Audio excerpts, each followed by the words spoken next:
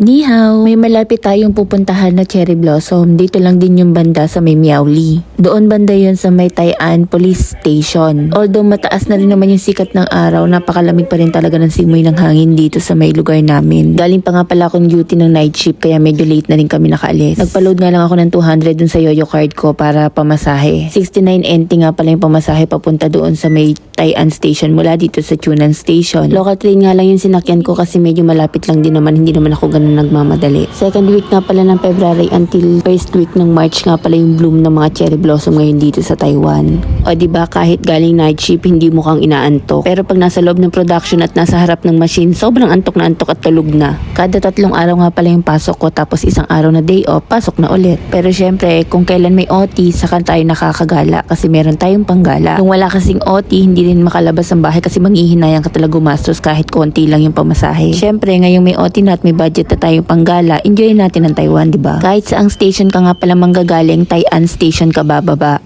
Medyo mainit nga pala yung panahon dito kahit medyo mga maulap-ulap pero maalinsangan. Hindi katulad dun sa Chunan, malamig yung simoy ng hangin. At nandito na nga ako sa may Tai'an Station. Paglabas mo nga ng station, nandyan yung mapa ng mga pasyalan na malalapit dito sa may Tai'an Station.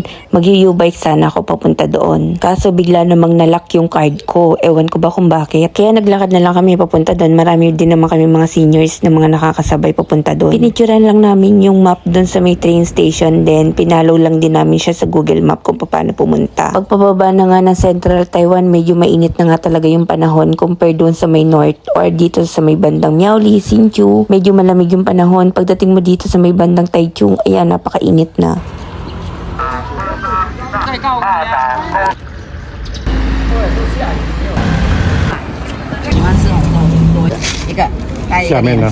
May mga signages naman na makikita ka kung saan banda yung Tai'an Police Station. Tapos pagdating mo doon, marami na nga rin palang mga nagtitinda-tinda sa mga gilid-gilid. Parang yung mga nagtitinda doon sa night market, ganun yung gilid niya. Tapos sa may bandang gilid, nandun na yung mga cherry blossoms.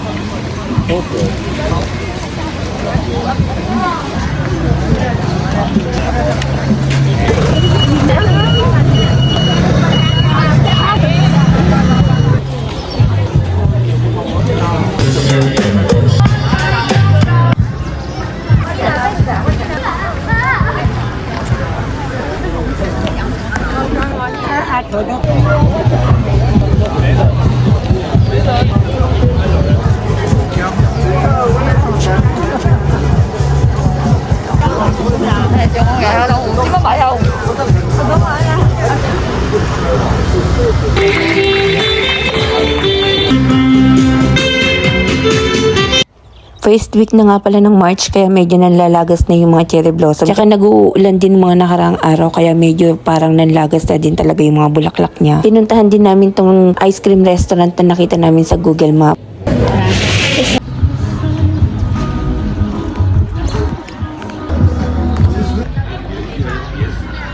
Then dumiretso naman kami dito sa may old train rail ng Tai'an. Wala naman extraordinary na makikita dito sa may Tai'an old train station. Pero napaka-cinematic at saka Instagrammable yung lugar. Para mag-picture-picture at saka mag-emote-emote.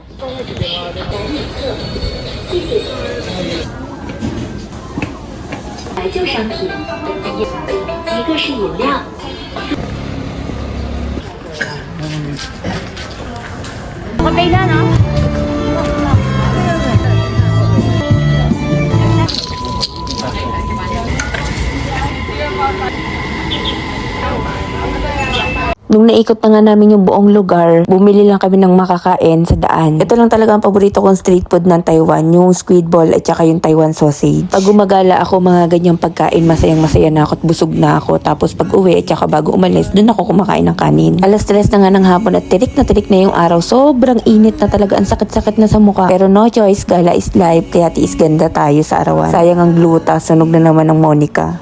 Ulitin nais kong manong ako At nakabalik na nga ulit tayo ng Tai'an Station. By the way, probinsya nga pala ang Tai'an Station, kaya mga local train nga lang pala ang humihinto dito. Kada isang oras dumadaan yung train, kaya napakatagal talaga maghintay.